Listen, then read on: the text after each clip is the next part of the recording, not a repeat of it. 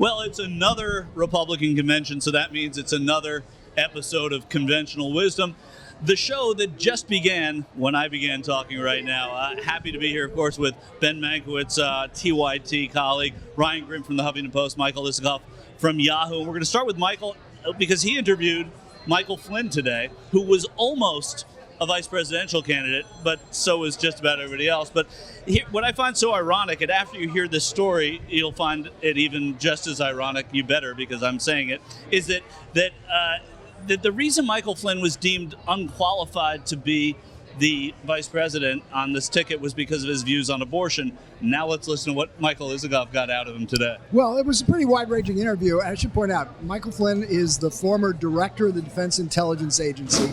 He has been a top foreign policy advisor to Trump, probably his most high-ranking foreign policy advisor. He is speaking tonight in prime time at the RNC convention, and he's widely talked about as a potential future director of national intelligence in a Trump administration.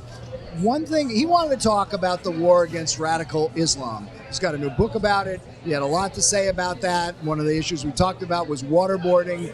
He said we have to keep all our options on the table, and leaving open the idea that if we would resume waterboarding. But one of the issues I wanted to talk to him about is Michael Flynn flew over last December to Moscow and appeared at the 10th anniversary celebration of RT, Russian television propaganda arm of Vladimir Putin. Then they went to a dinner, sat next to Putin at a big celebratory dinner. I asked him a question he's never answered, which is, was he paid by Moscow to help promote RT? And he kind of ducked and said, you'll have to ask my speakers bureau. And I said, now come on, if you got paid. He wouldn't give me an exact answer, but I think it was pretty apparent that money changed hands. And if you take a step back, we've had all the controversy about Hillary Clinton and money she's gotten from Wall Street. I think with this, there's going to be some pressure for Michael Flynn to come clean about how much money he got from Moscow. No, it's a great point. And the fact that, the Republicans and Michael Flynn are saying, ask the Speakers Bureau. I don't think, Ryan Grimm, that the Democrats have actually spent a lot of time asking the Speaker, or asking Speakers Bureau, Republicans asking about the Democrats' Speakers Bureaus, right? I mean, they assume. Well, yeah, and also we know what Hillary got. At least it's public. The amount of money that banks or bio companies or whatever gave her. But I hope the Supreme Court is paying attention, because now you have somebody who's top foreign policy advisor running for president, is probably getting paid by Moscow, and you have a presidential nominee who is constantly praising Vladimir Putin, and you have a campaign finance system that allows for anonymous contributions of unlimited amounts to flood in. It would be no problem whatsoever for Putin, if he wanted to set up an LLC in Delaware, fund it with several $1 million, and start running ads to support Donald Trump. Now, I'm not saying he's doing that, and I sound crazy even speculating about it. We sound crazy talking about Moscow like it's 1985, but this is happening. This is actually happening, and the Supreme Court needs to recognize that this is the road that they have decided is okay to go down. Right. It's sometimes with campaign finance, it's unbelievable what is allowed and what is legal. That falls within. It would be technically illegal because you can't foreign. But we can't have foreign money in. But can I point out? The questions don't stop there. Paul Manafort, who is running the Trump campaign at this point and seems to have a pretty steely grip on all aspects of it, was for years the top political consultant for Yanukovych, the pro-Putin guy in Ukraine. And just today, the platform was changed to be more pro-Russian relative to Ukraine. Exactly. Great story by Josh Rogan in the Washington Post on this. In addition, as I and others have reported, Manafort has had business dealings with some of the biggest pro-Putin oligarchs in Russia. One of them, Dmitry Firtash has been under indictment in the U.S. By the Justice Department. Another, Deripaska, has been banned from coming into the U.S., from getting a passport because of suspected ties to organized crime. So these are not insignificant questions when you put all this together. We should bring our comrade Ben Mankiewicz in here to talk about it. First of all, one of the things, Ben, about Manafort is he's basically been out of politics for 40 years. He was with Ford, did some things in between, but he's been out of the picture in the same way that Donald Trump has been out of the picture. Now people are going through, like Michael and Ryan are saying, going through the things that he's done. Does that matter, though, this year? Well, first of all, regarding Michael Flynn, I just want to say that I'm pleased to being able to go back to a time 10 days ago when I had never heard of Michael Flynn. Thank God that period of my life is over. Wasn't it Manafort who described himself in an interview as an outsider? Like he was the perfect guy for Trump? Nothing about him is outsider in that he went outside to work for a pro-Putin Ukrainian. I guess that's outside the country. No, I don't. First of all, I think that the personality, the cult of personality of Donald Trump is so powerful that it makes most of these things to regular voters immaterial. They're incredibly valuable stories to follow. But Trump's will and Trump's enormous presence, I think, literally sort of just trumps the importance of these other stories, for now at least. They won't long term, they matter. But I kind of want to put this to everybody, that this is the first time we've had a candidate who has said and done the things. I mean, we're going over old territory here. Nothing sticks to him. What will stick? If there's a story like this with Manafort, with Flynn, is there anything that will sort of break that?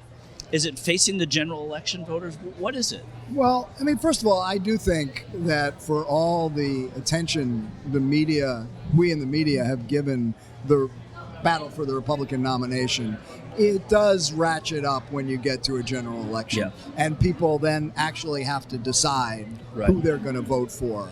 And so I think that there's going to be a revisiting of all the questions that people have raised about Trump and all the, a lot of Trump's comments. I mean, you're seeing this. That's what I mean. I got to say, I think this ad the Clinton campaign is running now. The children are watching, where you see little kids just listening to the TV while Trump is saying some of these seemingly outrageous things, and is pretty powerful as ads go. Very strong ad. We'll have to wait and see, how that plays out and whether it does define Trump in a way that he can't come back from. But it's pretty strong stuff. Yeah, I think one way that Trump's shtick falls apart is when it's seen to be putting it into the service of himself. And I think it really fell apart badly when he started going after that judge. Right. When he went after the judge who was overseeing his own... The Mexican judge? The fraud trial. The Mexican Indiana judge. And she was Mexican.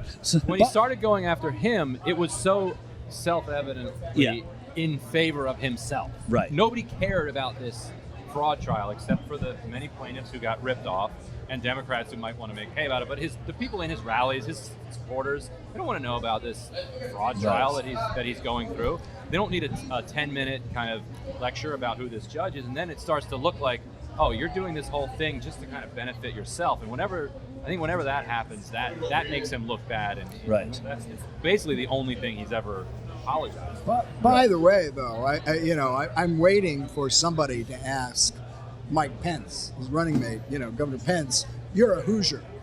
What did you think when your running mate described your fellow Hoosier, Judge Curiel, as a Mexican?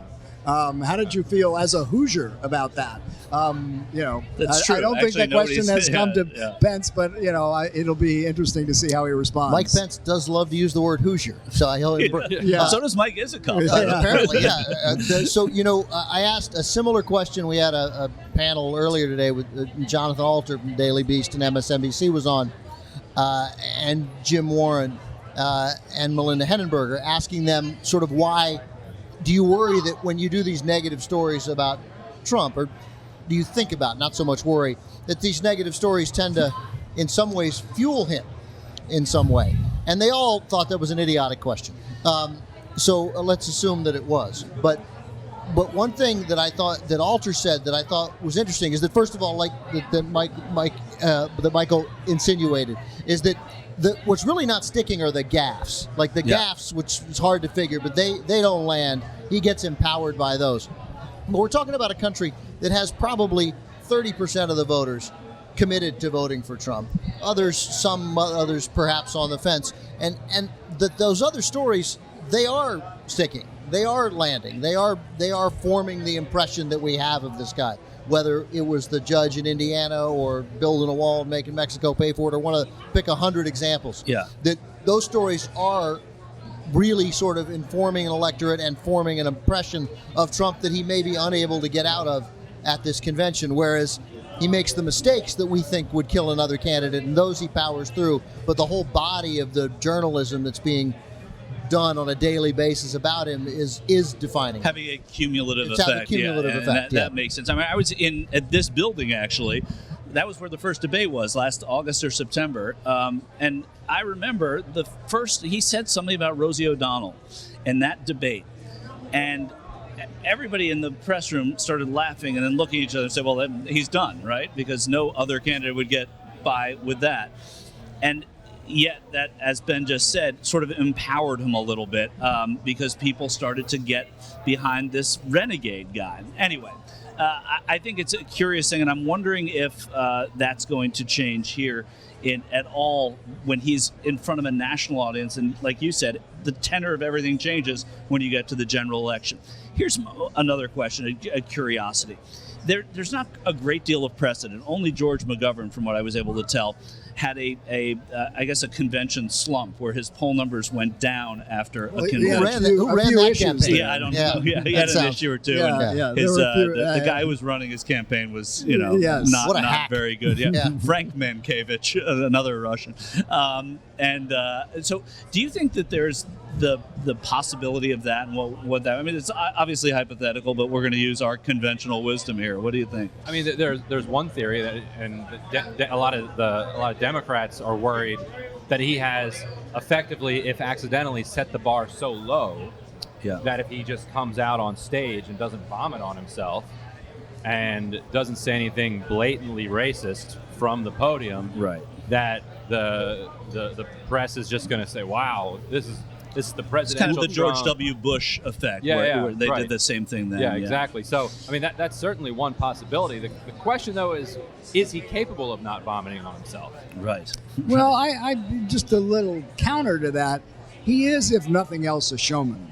He knows TV. He's kind of a genius at the media and manipulating the media and keeping the attention on himself. And so I would not be surprised, first of all, if there aren't a few surprises we're going to see here. He's got a few tricks up his sleeve, something we're not expecting that will really galvanize and grab attention. I think he's just too much of a showman not to have thought of that. And I think also the fact that that Scott Baio and Antonio Sabato Jr. are featured speakers at the convention means that he's not going to be able to. We know he's introducing his wife tonight. He'll show up every night. That's my guess in some capacity, because he's the first first candidate for president who I imagine is going to look at the overnights as intent. This is a guy who was apparently obsessed with ratings at The Apprentice. I am sure that that's the same. He's going to see what works, and I imagine what's really going to work is Trump. Trump is what works because of the possibility that he'll say something. So I think, to your point, that I think the odds of him saying something increase because he will be unable to stay away. I don't see a night going by here where we don't see Donald Trump. I am told he's coming in tonight for Melania. Then he's flying back, and then we'll be back. But so he won't even be here for the roll call tomorrow. Yeah. We'll see. And then he'll show up, via satellite. I imagine he's going to look at. He's not going to want He's not going to want a down night in the numbers. Yeah, and then he can come back the next day and say, hey, did you see how much they love me via satellite? I was in my office. It's his choice of whether or not he appears in front of tens of millions of people. Right. That is a difficult thing for him to turn down. Yeah. That's a great point. Yeah, I mean, that's exactly right. I've been turning it down every day of my life. Yeah. Tens of millions? I just won't do it. I won't do it. More serious person. Well, Turner Classic Intellectual. Movies gets $10 million a night, don't they? It might. Yeah. Sure. If you had Donald Trump on introducing a movie, you might Quiet down. All right, so Michael I don't brought up want the any idea part of Yeah. there could be surprises. Obviously, we have no idea. What are some of the other kind of surprises that you think this ticket and this candidate risks, Ryan, over the course of 4 days? Aside from saying something that he regrets, is there anything that could happen at this convention? Well, I mean, you've got violence. Yeah. You know, that's always a possibility. You're going to have all these Second Amendment dudes going around with their assault weapons. You've got supposedly the new Black Panther Party wants to walk around with AKs also. Then you're going to have the nonviolent, unarmed protesters in the middle somewhere. Then you're going to have thousands of police officers who are on edge, quite reasonably. Not to mention that you've had lunatics attacking people all over the world, Right. France and elsewhere. So, certainly outside of the convention, there could be some Right, sort of especially violence tonight when the theme is "Keep America Safe Again." That's the theme they're going with here at the convention. So there's this idea that if there's something outside that happens, I'll make a prediction. all right, let's hear it. We are probably going to hear a reference to Hillary Clinton's email server. You think so? tonight. Right. I think so. Right. Yeah. And what's the that's my guess. Ben- yeah. It's very bold. Going out Very on a bold. limb there. Right, How about right, Benghazi? Yeah, I was Yeah, say, yeah. what's the Benghazi. over-under Yeah. on Benghazis Right, tonight? Benghazi. Well, I think aren't a couple of Probably been Benghazi brought up people already. speaking? There are. Yeah, No. So- There are people so we who's will they're hear parents of Benghazi people. There are people who served in Well, Benghazi. When's the Vince Foster night? No, we won't get to Vince Foster, but I mean, You will. we can joke about it, but there's going to be clearly relentless Hillary Clinton bashing all week long here. Yeah. A captive audience, a national TV audience. Don't underestimate that's could have some traction here. And look, the best thing Trump has going for him right now is Hillary Clinton's weakness, and she's clearly taken a hit on this stuff. The Comey press statement was devastating, and that's what's sustaining a candidacy that absent that would not be where it is today. I think that's unquestionably true. And this is a show, and he's a showman. And he gets unchallenged here. He gets to do, and he's in an atmosphere where everybody here thinks that everybody in the world agrees with him. You get that group think here at a convention. Oh my God, look at this. We are going to win this thing. Everybody thinks they're going to win at the convention. And so it feeds a showman like that. And this is supposed to be a television show. And I wouldn't put it past him to deliver, odd as it may seem, and incongruous in its manner of getting there as it may seem, that he may put together a pretty good show.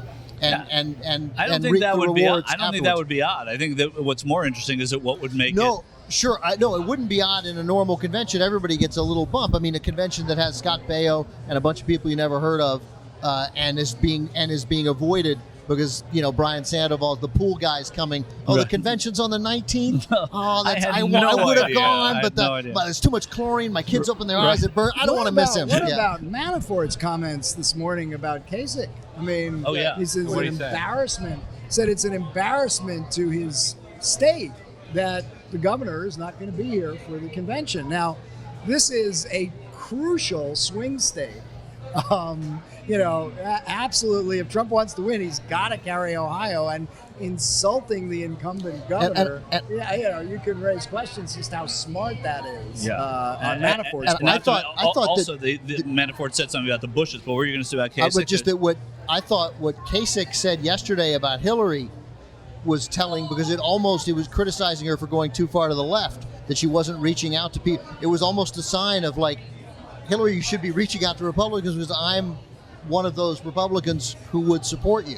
It was a strange thing for a Republican governor to say, I thought, about how Hillary was getting co-opted by the left and wasn't attempting to reach toward the middle. Because clearly it seemed to me he'd be a candidate, maybe not publicly support her, but he's, I would say John Kasich's vote at a bare minimum is up for grabs. Yeah. And Manafort also today said that they were going to reinstate Glass-Steagall Yeah. if they come into office, which is, it's a huge priority of Bernie Sanders and Elizabeth Warren, Right. And plays into their whole, come on, Bernie people, come on over That's here. how they're trying to get the Bernie baby. He said it the other day. I forget who it was exactly in the campaign. So that we want to get those Bernie Sanders voters. And of course, Twitter lit up with Bernie Sanders people saying you can't just get us because you're not. There was some amazing comment from Manafort where he said Trump Pence is definitely a ticket that appeals to Sanders support. Like, that's why you put on Pence for the homophobia and the misogyny, and That's great. That's the way you're going to get the great. Sanders people over. Anyway, Michael Isikoff, Ryan Grimm, Ben Mankiewicz, Young Turks here at Conventional Wisdom. We will be back with the same type of show tomorrow, and we'll see how much of this stuff came true. I'm Michael Shure for the Young Turks.